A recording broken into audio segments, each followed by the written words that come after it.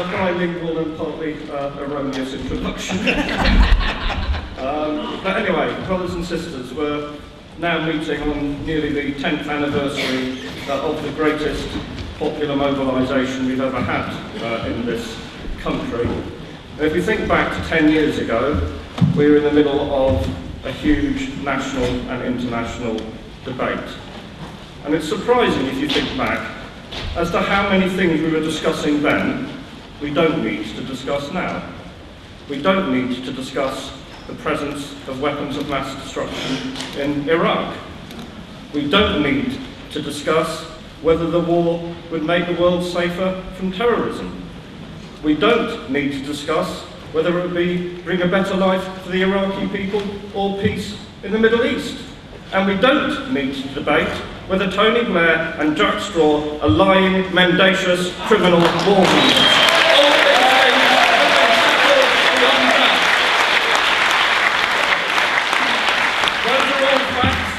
And the Iraqi people in particular have paid a grievous price for them.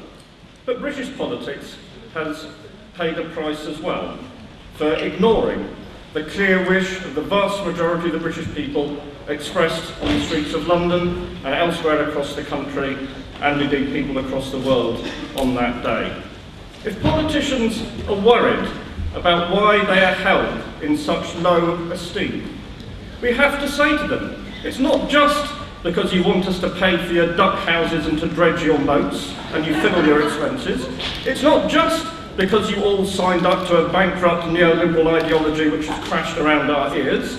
It is, above all, because you took us to war without our consent on the basis of lies, and you have bought our contempt with the blood of millions.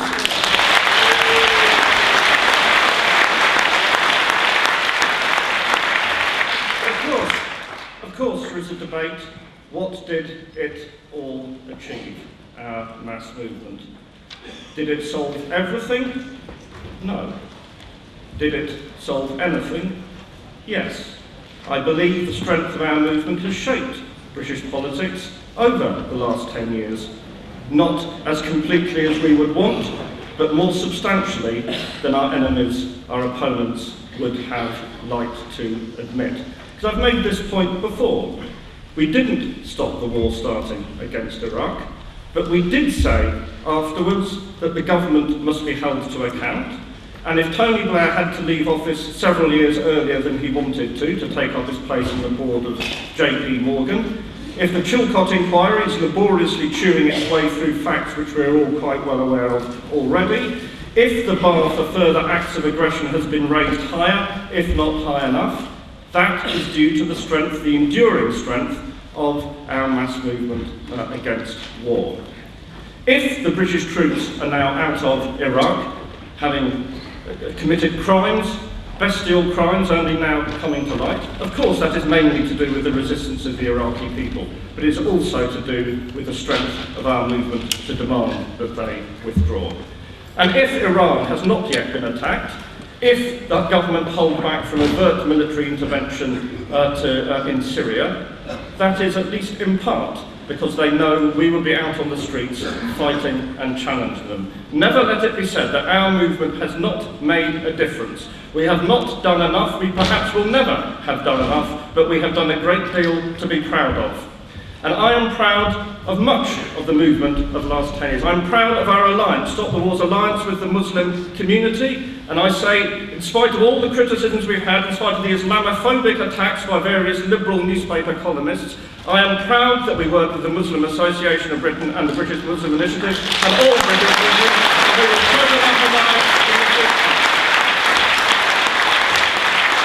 I am proud of the school students, my own 3 children and tens of thousands of others who walked out against the war, who stood up for peace and who disproved the idea that young people are not interested in politics today. I'm proud of the Military Families Campaign, Rose Gentle, Reg Keys and others who took the unprecedented step of standing up, saying to the government, you have sent our children to die for lies. A difficult thing to do, but they have contributed something powerful and unique to our movement. And I'm also proud that our movement wasn't just about what happened on one day 10 years ago. That, as Tariq Ali said this morning, we stayed the course. We didn't just fight the war, we fought the occupation, we upheld the right to resist, we carried the campaign on as we carry it on today, and will carry it on until the war on terror is finished forever. But we have to do more. We have to do more because the war is continuing. I could say there's at least perhaps 4 aspects to the war on terror. There's a war in Afghanistan where we have to campaign to bring all our troops home now. I mean, I suppose we could offer to leave Prince Harry if that would help. But otherwise, all the troops must be brought home now. There's been the disastrous war on Iraq, and let us not think that that war is over in any except the most formal sense. The Iraqi people are suffering from the consequences of occupation and US intervention to this day.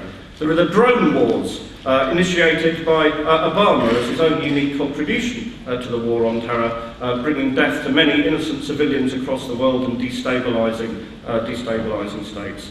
And now there are the interventions arising from the Arab Spring, the intervention in Libya, the intervention in Mali, deepening the misery across the world, solving absolutely nothing.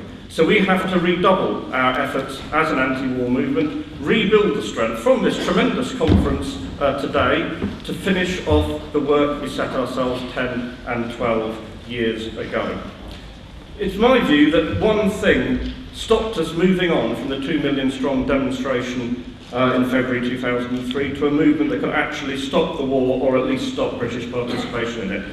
That was the weakness of our labour movement in this country. That meant calling for strike action, mass action of a kind that could have stopped the war in its tracks, was not going to find sufficient echo. That weakness had its most debased expression in the leadership of the Parliamentary Labour Party, but it's a weakness we still have today.